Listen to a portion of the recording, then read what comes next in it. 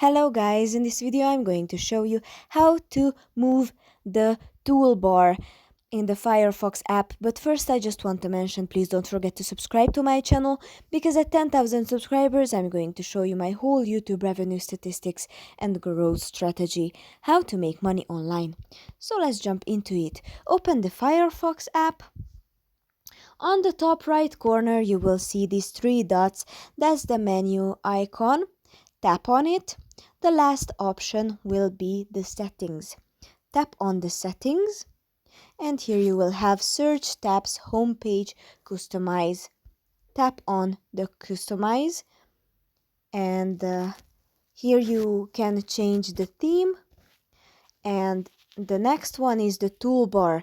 If you would like to have it on the top of your screen, then tap on top. If you would have to have your toolbar on the bottom, tap on the bottom. That's pretty much for this video. I hope it was helpful for you.